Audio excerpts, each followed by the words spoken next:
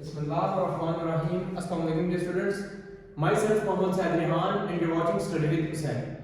Last time we have studied what is the circulatory fluid, which is blood, and we have also studied about the composition of blood, and blood consists of plasma and cell-like bodies. Today we are going to study the pumping organ of cardiovascular system, which is heart. Heart बच्चों वाहिद organ है। एक तो पहला जो इसका main function है वो है ब्लड को पंप करना। ये ब्लड को बनाता नहीं है, ये ब्लड को पंप करता है बॉडी के अंदर। Number 2, it is the first organ form during organogenesis. Organogenesis जो अमल होता है उसके दौरान पहला ऑर्गन हमारे पास हार्ट ही आता है। इसके अलावा अडल्ट हार्ट का जो वेट होगा, यानी कि एक अडल्ट बंदे के अंदर जो ह्यूमन हार्ट का वेट होगा वो अबाउट 300 ग्राम होता है। कितना होगा जी? 300 ग्राम। इसके अलावा ये भी नोट कर लें कि ये ऑर्गेनोजेनेसिस के दौरान फर्स्ट ऑर्गन है जो बनता है। ह्यूमन हार्ट के बारे में जो मजे की बात है वो ये है कि it is a double circuit pump या डबल सर्किट सर्कुलेशन करता है। वो कैसे करता है? इसको हम डुअल पंप भी कहते हैं, dual pump, double circuit circulation भी कहते हैं। अच्छा, डबल सर्किट सर्कुलेशन का मतलब क्या है? डबल सर्किट सर्कुलेशन का मतलब है सिस्टमिक सर्कुलेशन भी करता है और पल्मोनरी सर्कुलेशन भी करता है। आगे जाकर हम देखेंगे कि सिस्टमिक और पल्मोनरी सर्कुलेशन असल में है क्या। सबसे पहले हम हार्ट को देखते हैं। बच्चों, हार्ट का इसका रफ जो वेट होगा 300 ग्राम होगा। ये चेस्ट कैविटी के अंदर होता है और लंग्स के दरमियान जो हमने एक पोर्शन पढ़ा था जिसको मैंने मीडिया स्टाइनम कहा था, मीडिया स्टाइनम में ये प्रेजेंट होगा। और स्टर्नम से, यानी कि जो हमारी दरमियान वाली हड्डी है स्टर्नम, इससे लेफ्ट साइड पे होगा, यानी कि ये बाईं जानिब हार्ट या हमारा जो ह्यूमन हार्ट है वो लोकेटेड होता है बॉडी के अंदर। अच्छा बच्चों, it is located in chest cavity, it is controlled by autonomic system. हमारा कोई कंट्रोल नहीं होता इसके ऊपर, मतलब कि हार्ट में जो कंट्रोल है वो इनवॉलंटरी है और ऑटोनॉमिक सिस्टम है जो हार्ट को कंट्रोल करता है। इसके अलावा it is a hollow fibre muscular organ. ये फाइबर से बना होता है। एक तो पहली बात होलो होता है, दूसरा it consist of fibres and these fibres are basically myogenic, muscle fibres होते हैं। अच्छा बच्चों, ह्यूमन हार्ट जो है, जो मैंने इधर बनाया हुआ है, उसको अगर आप गौर से देखें तो जहां-जहां पे आज के लेक्चर में मैं रेड लाइन से कोई लाइन बना रहा हूं या कोई आर्टरी बना रहा हूं, उसका मतलब क्या है? उसका मतलब ये है कि वहां पर जो ब्लड है वो ऑक्सीजनेटेड है, ऑक्सीजनेटेड। और जहां पे मैं ब्लू से बता रहा हूं उसका मतलब है कि वहां पर ब्लड कौन सा है? डीऑक्सीजनेटेड। अच्छा बच्चों, फर्स्ट ऑफ ऑल हार्ट की 3 लेयर्स होती हैं। 3 लेयर में सबसे पहले है एपिकार्डियम, जो कि आउटर लेयर होती है। एपिकार्डियम आउटर लेयर होती है और स्मूथ मसल से बनी होती है। किससे बनी होती है जी? स्मूथ मसल से, स्मूथ मसल्स। इसके अलावा हमारे पास दरमियानी लेयर होती है, ये फंक्शनल लेयर भी है and it is most important layer of heart. Heart जो अपना फंक्शन परफॉर्म करता है वो बेसिकली मियोकार्डियम की वजह से परफॉर्म करता है। मियोकार्डियम क्या है जी? मिडिल लेयर है। It consist of cardiac muscles. Number 2, it is the functional layer. Number 3, it is the thickest layer. Myocardium के अंदर कार्डियक सेल्स होंगे, कार्डियक सेल्स या कार्डियक मसल्स होंगे। कार्डियक सेल्स को कार्डियोमायोसाइट्स भी कहा जाता है। क्या कहा जाता है? कार्डियोमायोसाइट्स भी कहा जाता है। इसके अलावा यही मायोकार्डियम है जिसके अंदर जो मसल्स होंगे वो कौन से होंगे? Cardiac muscles. कार्डियक मसल्स के अंदर इंटरकलेटेड डिस्क भी होती है and these cardiac muscles are abundant in mitochondria, क्योंकि इन्होंने हार्ट को क्या करना होता है? ब्लड को पंप करना होता है, इसलिए इनके अंदर इनकी फिजिकल एक्टिविटी बहुत ज्यादा है। इसलिए जो कार्डियोमायोसाइट्स होंगे उनके अंदर माइटोकॉन्ड्रिया अबंडेंट होंगे। अच्छा बच्चों, ये है main layer. Middle layer cardiac muscle से बनी होगी, कार्डियोमायोसाइट्स भी होंगे इनके अंदर, फंक्शन भी यही परफॉर्म करेगी और थिकेस्ट लेयर भी myocardium. Third one is endocardium. Endocardium सबसे इनर लेयर है and it is made up of endothelium. Endothelium की बनी होती है। ट्रांसपोर्ट सिस्टम के अंदर एंडोथेलियम प्रेजेंट होती है और जो बॉडी के दूसरे सिस्टम होंगे जैसे लंग्स हो गए या एल्वियोलाई हो गए, वहां पर जो लेयर होगी वो एपिथेलियम होगी। पर ट्रांसपोर्ट सिस्टम के अंदर जो अंदर सेल्स की लेयर होती है वो एंडोथेलियम होती है। ये भी आपने पॉइंट याद रखना। तो एंडोकार्डियम इनर लेयर एंडोथेलियम की बनी होती है। बच्चों ये जो हार्ट होता है ना, इसके इर्द गिर्द एक और डबल मेम्ब्रेनस लेयर होती है, एक डबल मेम्ब्रेनस लेयर जिसके अंदर एक फ्लूइड भी प्रेजेंट होता है। उस डबल मेम्ब्रेनस लेयर को हम पेरिकार्डियम कहते हैं। पेरिकार्डियम की दो लेयर्स होती है, पेरिकार्डियम की दो लेयर्स होती है। आउटर लेयर जो होगी वो तो इधर की जानिब होगी, बैक की तरफ आउटर लेयर जो होगी, और वो मसल फाइबर्स के साथ अटैच होती है। Outer layer is present on the outer side and it is attached with the muscle fibres. वो हार्ट के साथ अटैच नहीं होती। जो इनर लेयर होती है वो हार्ट के साथ अटैच होती है, और आउटर और इनर लेयर के दरमियान एक फ्लूइड पाया जाता है जिसको हम पेरिकार्डियल फ्लूइड कहते हैं। इस पेरिकार्डियल फ्लूइड का मकसद क्या है? It prevents over extension of heart, यानी कि हार्ट जब रिलैक्स करे तो उसकी ओवर एक्सटेंशन ना हो जाए। ऐसा ना हो कि जो हार्ट है वो दूसरे ऑर्गन्स को डैमेज करे, या जो दूसरे ऑर्गन्स हैं वो हार्ट को डैमेज करे।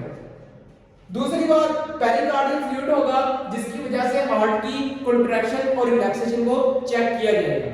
इस वजह से हार्ट जो होगा वो डैमेज नहीं हो सकेगा। अच्छा, इसमें पॉइंट ये याद रखना है कि आउटर लेयर मसल फाइबर्स के साथ अटैच होगी, जबकि जो इनर लेयर है वो हार्ट के साथ अटैच होगी। अच्छा बच्चों, इसके अलावा हार्ट को अगर आप डायग्राम में देख रहे हैं, ये जो ब्लू से मैंने ऊपर वाली बनाई है ना, ये है सुपीरियर वेना केवा। क्या है? Superior vena cava. Superior vena cava में डीऑक्सीजनेटेड ब्लड वहां से आता है, कहां से? जिस्म के ऊपर वाले हिस्सों से deoxygenated blood superior vena cava के अंदर आता है। और ये है इंफीरियर वेना केवा जो कि बैक साइड पे है, जिस्म के नीचे वाले हिस्सों से, यानी कि टांगों से, हमारी गट कैविटी के अंदर से, एब्डोमेन से, किडनी से और लिवर से जो खून आएगा, डीऑक्सीजनेटेड ब्लड आएगा, वो किस वेन की मदद से आएगा? इंफीरियर वेना केवा की मदद से आएगा। किसकी मदद से? इंफीरियर वेना केवा की मदद से। बच्चों ये जो है ना एक स्ट्रक्चर रेड से कलर का, इसको हम कहते हैं एओर्टा। क्या कहते हैं? एओर्टा। एओर्टा के अंदर ब्लड का जो प्रेशर होगा वो बहुत ज्यादा होगा, and it is about 400 to 500 approximately पर मिलीमीटर क्यूब। इतना प्रेशर यानी कि इसके अंदर होगा, सॉरी पर मिलीमीटर क्यूब कहते हैं, मीटर पर सेकंड आई थिंक इतना होता है। तो ये एओर्टा है। एओर्टा की जो तीन आर्टरीज निकलेंगी एओर्टा से, एक जाएगी हेड की तरफ, एक शोल्डर की तरफ, और एक जो है हमारी इसमें से वो आर्म्स की तरफ जाएगी। यानी कि एक हमारे शोल्डर्स की तरफ, एक हेड की तरफ और एक बाजुओं की तरफ आ गई। ये जो तीन आर्टरी लिखी इधर से है। एओर्टा के अंदर कौन सा ब्लड होगा? Oxygenated blood. कौन सा? Oxygenated blood. अच्छा, इसके अलावा आप देखिए हार्ट को, तो ये है हार्ट का राइट पोर्शन, ये है हार्ट का left portion. It is called right atrium, it is called right ventricle, it is called left atrium, it is called left ventricle. इनके अंदर जो बात है वो ये है कि ये जो लेफ्ट वेंट्रिकल है ये 3 गुना ज्यादा थिक होगा as compared to right ventricle. कितने गुना ज्यादा थिक होगा ये? 3 times more thick, 3 times more thick than right ventricle. अच्छा बच्चों, लेफ्ट साइड में हमारे पास जो ब्लड होगा वो कौन सा होगा? ऑक्सीजनेटेड होगा। लेफ्ट साइड में हमारे पास ऑक्सीजनेटेड ब्लड होगा, राइट साइड में हमारे पास डीऑक्सीजनेटेड ब्लड होगा। ये डीऑक्सीजनेटेड ब्लड किसकी मदद से आएगा? ये भी एक क्वेश्चन है। ये डीऑक्सीजनेटेड ब्लड पल्मोनरी आर्टरीज की मदद से राइट एट्रियम के अंदर आएगा, और जो ऑक्सीजनेटेड ब्लड होगा जो लेफ्ट साइड के यानी कि लेफ्ट एट्रियम के अंदर आएगा वो किसकी मदद से आएगा? वो इन पल्मोनरी वेन्स की मदद से लेफ्ट एट्रियम के अंदर आएगा, पल्मोनरी वेन्स की मदद से। अच्छा बच्चों, इसके अलावा हमारे पास हार्ट के दरमियान में एक, यानी कि इनको एक सेक्शन सेपरेट कर रहे हैं। किसको? एट्रियम्स को और वेंट्रिकल्स को एक सेक्शन सेपरेट कर रहे हैं। इसको हम कहते हैं एट्रियो वेंट्रिकुलर सेप्टम। क्या कहते हैं? Atrio ventricular septum. क्या काम है इसका? एट्रियम्स को और वेंट्रिकल्स को आपस में मिलने ना देना, इनको क्या करना? एक दूसरे से सेपरेट करना।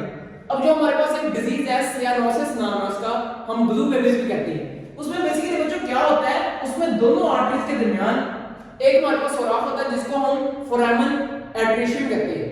उसमें क्या होता है कि वो जो फोरामन हमारे पास होता है सुराख, वो बंद नहीं होता सही तरह। उसके बंद ना होने से ऑक्सीजनेटेड ब्लड और डीऑक्सीजनेटेड ब्लड आपस में मिक्स हो जाता है, जिसकी वजह से बेबी का कलर ब्लू हो जाता है। इसलिए उसको एक बीमारी होती है जिसको हम सियानोसिस या ब्लू बेबीज कहते हैं। अच्छा बच्चों, इसके अलावा ये जो है इसको हम फ्लैप ऑफ कार्टिलेजेस है, क्या कहते हैं, कस्प कहते हैं, कस्प, CUSP, कस्प या फ्लैप ऑफ कार्टिलेज। जो लेफ्ट राइट साइड है उसके अंदर 3 फ्लैप ऑफ कार्टिलेज होंगे, इसलिए हम इसको कहते हैं ट्राइकस्पिड वॉल। जो लेफ्ट साइड है उसके अंदर 2 फ्लैप ऑफ कार्टिलेज या 2 कस्प होंगे, इसको हम क्या कहते हैं, बाइकस्पिड वॉल। क्या कहते हैं, बाइकस्पिड वॉल या मिट्रल वॉल। इसका दूसरा नाम याद रखना है, बाइकस्पिड वॉल या मिट्रल वॉल। अच्छा बच्चों, हार्ट की ये जो वेंट्रिकल्स के दरमियान वाली जगह है, सेप्टा जिसको हमने कहा है, इसके अंदर से बंडल्स ऑफ मसल फाइबर्स निकलते हैं। ये bundles of muscle fibres ventricles को घेरे हुए हैं, इनको हम कहते हैं पुर्किंजे फाइबर्स। क्या कहते हैं, पुर्किंजे फाइबर्स। इनका फंक्शन क्या है, Purkinje fibres are involved in conduction of impulses. किसके अंदर इन्वॉल्व है ये, कंडक्शन ऑफ इंपल्सेस के अंदर पुर्किंजे फाइबर्स इन्वॉल्व है। किसके अंदर, यानी कि हार्ट जब कॉन्ट्रैक्ट या रिलैक्स करता है तो जो इंपल्स जनरेट होती हैं पुर्किंजे फाइबर्स उनको जनरेट करते हैं। अच्छा बच्चों, ये था हार्ट और इसके लिए थोड़ा सा देखा कि क्या करेगा, ब्लड कहां से आएगा, तो ब्लड आना कहां से है ये हम देखते जाएंगे। ब्लड बच्चों, पल्मोनरी का मतलब क्या है, पल्मोनरी का मतलब समझिए। पल्मोनरी का मतलब वो आर्टरी है, पल्मोनरी आर्टरी का मतलब जो हार्ट से किसकी तरफ खून लेके जाएगा, लंग्स की तरफ, लंग्स की तरफ। जो पल्मोनरी सर्कुलेशन है ना वो हार्ट और लंग के दरमियान है, इसलिए हम उसको पल्मोनरी सर्कुलेशन कहते हैं। जो वेन है वो हमेशा हार्ट की तरफ खून लेके आएगी और जो आर्टरी है वो हमेशा अवे फ्रॉम हार्ट खून लेके जाएगी। यानी कि पल्मोनरी आर्टरी क्या लेके जाएगी, खून लेके जाएगी किसकी तरफ, हार्ट से अवे लेके जाएगी। कौन सा खून होगा, डीऑक्सीजनेटेड। एक और बात याद रखिए, आर्टरी हमेशा ऑक्सीजनेटेड खून लेके जाएगी मगर पल्मोनरी आर्टरी हमेशा डीऑक्सीजनेटेड खून लेके जाएगी। इसके साथ साथ अगर हम दूसरी तरफ बात करें वेन की, तो वेन के अंदर हमेशा डीऑक्सीजनेटेड ब्लड होगा मगर पल्मोनरी वेन के अंदर हमेशा कौन सा ब्लड होगा, एक पल्मोनरी वेन भी और यूम्बिलिकल वेन भी। कौन सी, पल्मोनरी वेन भी और यूम्बिलिकल वेन भी, इनके अंदर हमेशा ऑक्सीजनेटेड ब्लड होगा। ये पॉइंट आपने याद रखना। अच्छा बच्चों, तो हमारे पास पल्मोनरी वेन्स के जरिए खून आया, सॉरी पल्मोनरी वेन्स कह रहा हूं, हमारे पास सुपीरियर वेना केवा और इंफीरियर वेना केवा के जरिए खून आया। कहां आया, राइट एट्रियम के अंदर। राइट एट्रियम के अंदर जब ये डीऑक्सीजनेटेड ब्लड आया तो उसने इसको कॉन्ट्रैक्ट करके भेज दिया राइट वेंट्रिकल के अंदर। राइट वेंट्रिकल से ये डीऑक्सीजनेटेड ब्लड कहां जाएगा, ये डीऑक्सीजनेटेड ब्लड जाएगा पल्मोनरी ट्रंक की तरफ। पल्मोनरी ट्रंक की बेस पे क्या होता है, पल्मोनरी ट्रंक की बेस पे बच्चों सेमिल्यूनर वॉल्स होते हैं। सेमिल्यूनर वॉल में बेसिकली फ्लैप ऑफ कार्टिलेजेस यानी कि कस्प से बने होते हैं और सेमिल्यूनर वॉल्स जो हैं वो क्या हैं, ट्राइकस्प है, यानी कि वो भी 3 फ्लैप ऑफ कार्टिलेजेस से बने होते हैं।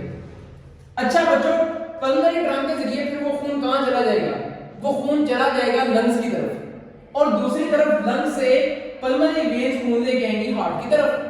वो खून आएगा हमारे पास लेफ्ट एट्रियम के अंदर, लेफ्ट एट्रियम भेजेगा उसको लेफ्ट वेंट्रिकल के अंदर, लेफ्ट वेंट्रिकल से ये ऑक्सीजनेटेड ब्लड जो कि पल्मोनरी वेन्स के जरिए कहां आया था, लेफ्ट वेंट्रिकल के अंदर आ गया। अब ये कहां जाएगा, ये एओर्टा से पूरी बॉडी के अंदर चला जाएगा, पूरी बॉडी के अंदर ऑक्सीजनेटेड ब्लड चला गया।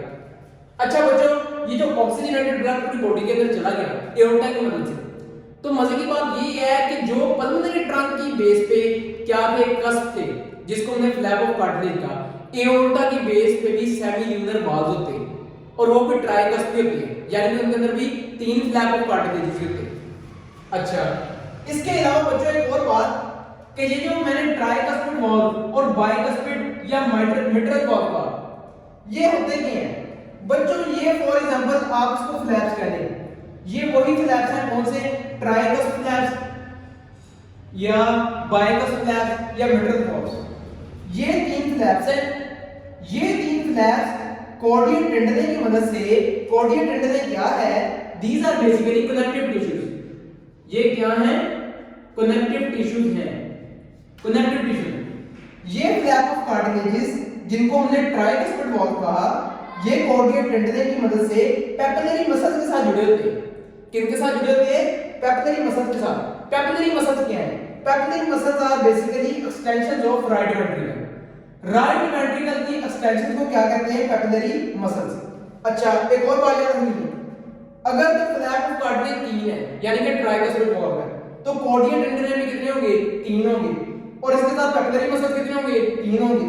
मगर अगर ये बाइकस्पिड या मिट्रल वॉल्व है तो फ्लैप्स ऑफ कार्टिलेज 2 होंगे, कॉर्डिया टेंडन भी 2 होंगे, और कैपिलरी मसल्स भी 2 होंगे। कैपिलरी मसल्स के बारे में क्या आपने याद रखना है? ये भी मसल्स होते हैं, हॉलो मसल्स होते हैं, जो कि क्या करते हैं? कनेक्टिव टिश्यूज के साथ अटैच होते हैं, और कनेक्टिव टिश्यूज आपस में दो चीजों को जोड़ते हैं, किसको? फ्लैप्स ऑफ कार्टिलेज को कैपिलरी मसल्स के साथ। और कैपिलरी मसल्स हैं क्या? These are basically extensions of right ventricle. अच्छा, इसके अलावा कुछ डाटा समराइज करें कि हार्ट के अंदर होता क्या है। बेसिकली हार्ट के 4 चैम्बर्स होते हैं, 2 एट्रियम 2 वेंट्रिकल्स। एट्रियम वेंट्रिकल एक हो गए लेफ्ट साइड पे, एक हो गए राइट साइड पे। इसके अलावा हमारे पास 4 वॉल्स होते हैं हार्ट के अंदर, 2 इनलेट वॉल्स होते हैं, 2 आउटलेट वॉल्स होते हैं। आउटलेट वॉल्स को हमने सेमी लिनियर वॉल्स भी कहा, जो बेसिकली क्या है? ट्राइकस्प है। क्या है? ट्राइकस्प, यानी कि इसके अंदर 3 फ्लैप्स ऑफ कार्टिलेज होते हैं। इसके अलावा 5 कैपिलरी मसल्स होते हैं। 5 कैपिलरी मसल्स कैसे? ये ट्राइकस्पिड वॉल्व था, इसलिए 3 के साथ 3 कॉर्डिएट टेंडन अटैच हुए, और 3 कॉर्डिएट टेंडन के साथ आगे 3 कैपिलरी मसल्स अटैच हुए। राइट वेंट्रिकल के अंदर 3 कैपिलरी मसल्स, और ये बाइकस्पिड वॉल्व था, इसलिए उसके साथ 2 कैपिलरी मसल्स अटैच हुए। लेफ्ट वेंट्रिकल के अंदर 2 कैपिलरी मसल्स। इसके अलावा हमारे पास पल्मोनरी वेन्स 4 होती हैं। ये पल्मोनरी वेन्स क्या करती हैं? ये हार्ट की तरफ ऑक्सीजनेटेड ब्लड लेके आएंगी। कहां से? लंग से। 2 पल्मोनरी आर्टरीज भी होती हैं, ये वाली ब्लू। बच्चों, ब्लू का मतलब है कि इनके अंदर कौन सा ब्लड है? Deoxygenated blood. वाहिद आर्टरीज, एक ये पल्मोनरी आर्टरी, दूसरी यूम्बिलिकल आर्टरी। इनके अंदर कौन सा ब्लड होगा? इनके अंदर डीऑक्सीजनेटेड ब्लड होगा। 2 पल्मोनरी आर्टरीज जिनके अंदर डीऑक्सीजनेटेड ब्लड है, 4 हमारे पास पल्मोनरी वेन है 1 2 3 एंड 4 जिनके अंदर ऑक्सीजनेटेड ब्लड है। Heart act as double pump. अब जो डबल पंप वाली बात की थी शुरू में, घूम फिर के हम उसके ऊपर आ गए। डबल पंप कैसे? बच्चों, ये है हमारी बॉडी, ये है हमारा हार्ट, ये है हमारे लंग्स।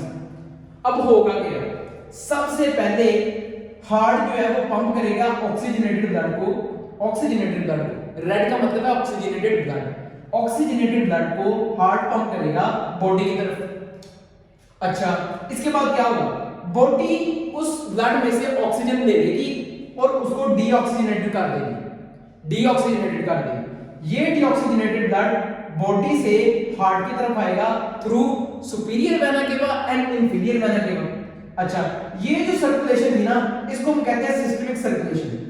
बॉडी से हार्ट की तरफ डीऑक्सीजनेटेड और हार्ट से बॉडी की तरफ ऑक्सीजनेटेड ब्लड का आना सिस्टमिक सर्कुलेशन है। दूसरी सर्कुलेशन क्या है? दूसरी सर्कुलेशन ये है कि इस डीऑक्सीजनेटेड ब्लड को हार्ट ने इस डीऑक्सीजनेटेड ब्लड को जो बॉडी की तरफ से आया कहां पर भेज दिया? लंग्स की तरफ। किसकी मदद से? पल्मोनरी आर्टरीज की मदद से। किसकी मदद से? पल्मोनरी आर्टरीज की मदद से। हार्ट ने पल्मोनरी आर्टरीज की मदद से लंग्स की तरफ डीऑक्सीजनेटेड ब्लड भेज दिया। लंग्स ने क्या किया? याद रखिए 13 चैप्टर के अंदर जब रेस्पिरेशन वाला चैप्टर पढ़ा, हमने देखा कि ब्लड के अंदर से ऑक्सीजन कैसे जाता है, किसके अंदर? ब्लड के अंदर, और कार्बन डाइऑक्साइड ब्लड के अंदर से लंग्स के अंदर डिफ्यूज कैसे करती है। वहां से बच्चों क्या होता है? ब्लड की ऑक्सीजनेशन होती है। कौन करते हैं? लंग्स करते हैं या एल्वेओलाई करते हैं उधर, तो अगर हम माइनर लेवल पे जाकर देखें तो लंग्स में क्या हुआ? लंग्स ने उस डीऑक्सीजनेटेड ब्लड को, उसमें से कार्बन डाइऑक्साइड ले ली और उसको ऑक्सीजन दे दी। लंग्स ने उस ब्लड को ऑक्सीजनेटेड कर दिया और लंग्स से पल्मोनरी वेन्स की मदद से, ब्लड किसकी मदद से आया था? पल्मोनरी आर्टरीज की मदद से। जाएगा किसकी मदद से? पल्मोनरी वेन्स की मदद से, जो ऑक्सीजनेटेड ब्लड कैरी करती हैं, और कहां पे लेके जाएंगी? वो दोबारा हार्ट की तरफ। इस सर्कुलेशन को जो हार्ट और लंग्स के दरमियान हुई, इसको हम कहते हैं पल्मोनरी सर्कुलेशन। Pulmonary circulation. इन दो सर्कुलेशंस की वजह से हम कहते हैं कि heart act as double pump. क्या करता है? ये लंग्स की तरफ भी खून भेजता है और लंग्स से रिसीव भी करता है क्या? Oxygenated blood. इसके अलावा ये बॉडी की तरफ भी ब्लड भेजता है और ब्लड बॉडी से रिसीव भी करता है क्या? Deoxygenated blood. होप्स हो कि आपको यहां तक समझ आ गई हो। अच्छा, इसके अलावा बच्चों एक मजे का पॉइंट है जो कि कुछ बुक्स में लिखा है पर हमारी पीटीबी ने नहीं लिखा, मगर आपको पता होना चाहिए। ये जो इंफीरियर वेना केवा है ना, ये हमारी बॉडी की लेग से और गोनेड से खून वापस लेके आती है। बच्चों जाहिर सी बात है, अब हार्ट का और लेग्स का आपस में डिस्टेंस बहुत ज्यादा है।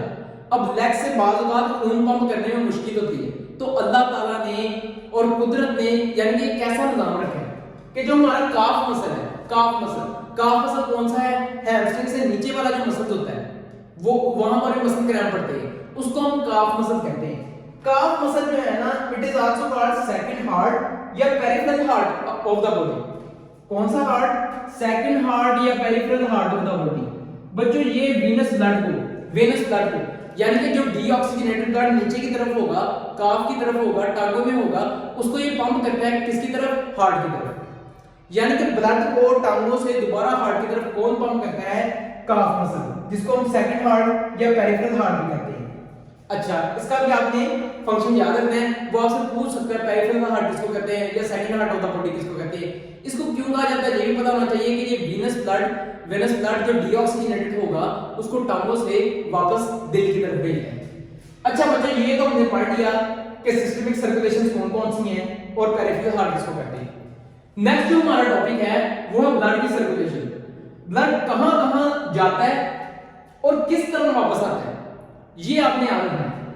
अच्छा, एक मैंने स्केच सा बना दिया, होप्सो कि आपको समझ आएगी। अब बच्चों होगा क्या, बात आपने तवज्जो से सुनी है, होगा क्या? लंग्स से, ये मैंने लंग्स बनाए हैं, लंग्स से ऑक्सीजनेटेड ब्लड, ये रेड से जो मैं बनाऊंगा उसका मतलब है ऑक्सीजनेटेड ब्लड, ब्लू का मतलब क्या है? Deoxygenated blood. अच्छा, लंग्स से मेरे पास ऑक्सीजनेटेड ब्लड आया लेफ्ट एट्रियम के अंदर, किसकी मदद से? ये आपको याद होना चाहिए, पल्मोनरी वेन्स की मदद से।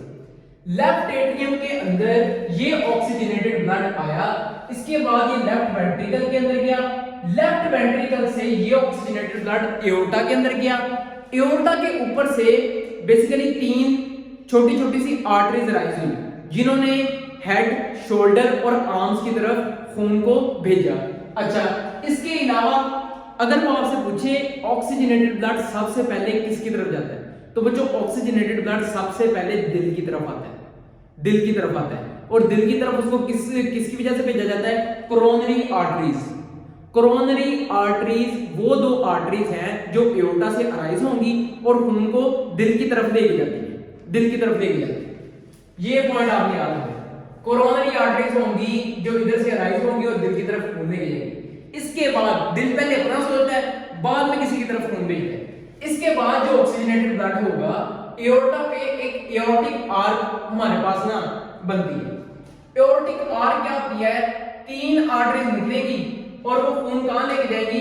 हेड की तरफ, शोल्डर्स की तरफ और आर्म्स की तरफ। इसके अलावा बच्चों खून जाएगा इधर से लीवर के अंदर, लीवर के बाद खून जाएगा गट के अंदर, गट के बाद खून जाएगा गोनेड्स के अंदर, गोनेड्स के बाद खून जाएगा लेग्स के अंदर। अच्छा, लेग्स के अंदर खून 2 आर्टरीज के जरिए जाता है। ये भी आपने पॉइंट याद रखना है। एमटीकैट 2023 में आई थिंक ये शियाटिक या फॉर्मल आर्टरी के बारे में उसने एक क्वेश्चन पूछा होगा। अच्छा, अगर वो आपसे यानी कि जनरल एक टर्म पूछे कि खून जो है वो हमारी टांगों की तरफ कौन सी आर्टरी की मदद से आता है, तो पीटीवी के मुताबिक खून जो टांगों की तरफ आता है वो इलिएक आर्टरीज की मदद से आता है, इलिएक आर्टरीज की मदद से। मगर आगे जाके हम इलिएक आर्टरीज को 2 चीज और आर्टरीज में क्लासिफाई कर देते हैं। One is sciatic artery, other one is formal artery. ये खून को कहां लेके जाती हैं? टांगों की तरफ।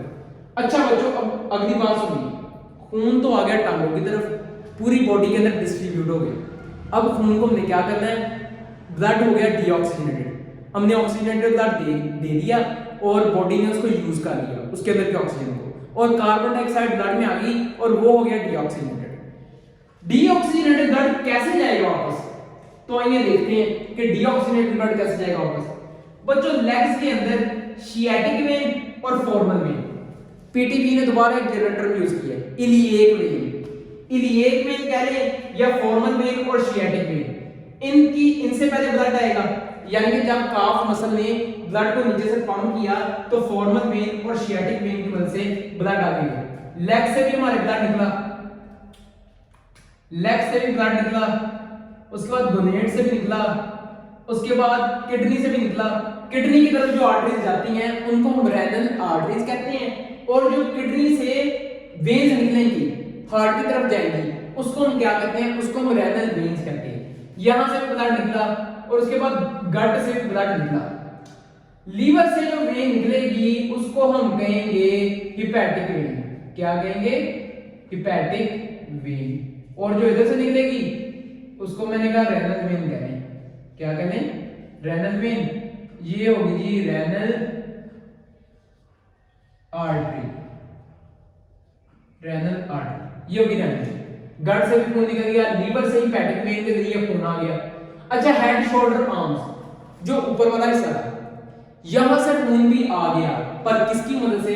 बच्चों एक बात याद रखनी, ये जो इतना पोर्शन है ना, इतना लीवर तक, यहां पे जो ब्लड आएगा हार्ट की तरफ वापस, वो इंफीरियर वेना केवा के जरिए आएगा।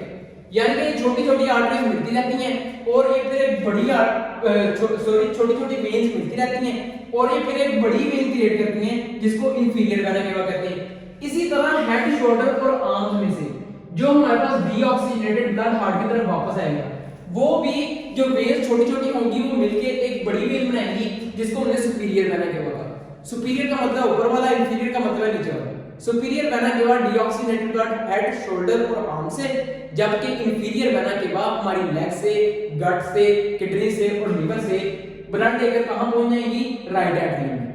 राइट एट्रियम में ये सारा ब्लड आ गया, डीऑक्सीजनेटेड ब्लड राइट एट्रियम में आ गया। राइट एट्रियम से क्या हुआ? ये ब्लड गया राइट वेंट्रिकल के अंदर और राइट वेंट्रिकल ने क्या किया? इस ब्लड को जब पंप किया तो ये चला गया पल्मोनरी ट्रंक के अंदर। उस पल्मोनरी ट्रंक से क्या अराइज होगा? Pulmonary arteries. दो पल्मोनरी आर्टरीज जो कि पल्मोनरी ट्रंक के अंदर से इस डीऑक्सीजनेटेड ब्लड को किसकी तरफ लेके जाएंगे? लंग्स की तरफ लेके जाएंगे। लो जी बच्चों, ब्लड हमारा लंग्स की तरफ आ गया। लंग्स ने क्या करना है? ऑक्सीजनेट करना है इस डीऑक्सीजनेटेड ब्लड को, और ये सर्कल दोबारा शुरू हो जाएगा। लंग्स से दोबारा ब्लड आया किसकी तरफ? लेफ्ट एट्रियम के अंदर आ गया और ये ऐसे ऐसे चलता जाएगा। अच्छा, और एक और बात याद रखनी, जब तो एट्रियम ने कॉन्ट्रैक्ट करना है, इसके बाद जो खून होगा हमारे पास वो किसके अंदर आ जाएगा? राइट वेंट्रिकल के अंदर। ये तीन फ्लैप्स ऑफ कार्टिलेज जब खून इधर आएगा ये बंद हो जाएंगे ताकि खून को वापस जाने से रोका जाए। इन वॉल्व्स का बेसिकली मकसद क्या है? To stop the back flow of blood. ये एमसीक्यू आएगा, what is the function of these cusp या वॉल्व्स? तो आपने क्या कहना है? To stop the back flow of blood. अच्छा बच्चों, इसके अलावा मजे की बात यह है कि गट से जो ब्लड होता है हमारे पास, जिसके अंदर न्यूट्रिएंट्स होते हैं या वेस्ट भी हो सकते हैं, वो लीवर की तरफ भी जाता है। यहां पर एक पोर्टल सिस्टम होता है जिसको हम हिपैटिक पोर्टल सिस्टम कहते हैं, और ये उसकी वेन है जो गट से लीवर की तरफ ब्लड को लेके जाएगी। इसके अंदर वेस्ट भी होंगे और न्यूट्रिएंट्स भी होंगे, इसको हम हिपैटिक पोर्टल वेन कहते हैं। वाई ये हिपैटिक पोर्टल सिस्टम है जिसमें से वेन कहां जाएगी? गट से लीवर की तरफ। ये आपने याद रखना है बच्चों। ये था हमारा आज का टॉपिक। इसमें स्पेसिफिकली आपने एक दफा ये मेरे पास नोट कर देना है, बहुत काम की चीज है, इसमें से बहुत एमसीक्यूज निकलते हैं। नंबर 2, आपने ये हार्ट की डायग्राम एक बार देख लेनी है और ये डाटा, ये तो बच्चों पूरा ही मैं कहता हूं कि ये एमसीक्यूज ही है जो आज हमने पढ़ा है। बहुत अच्छे एमसीक्यूज इसमें से बनते हैं और इंशाल्लाह जब हम एमसीक्यूज बनाएंगे तो आप देखेंगे कि इंशाल्लाह बहुत अच्छी एमसीक्यूज इसमें बनती है। तो उम्मीद है कि आपके कॉन्सेप्ट्स जो हैं वो क्लैरिफाई हुए होंगे बच्चों। नेक्स्ट टाइम हम कार्डियक साइकिल पढ़ेंगे। नेक्स्ट लेक्चर तक अल्लाह हाफ़िज़।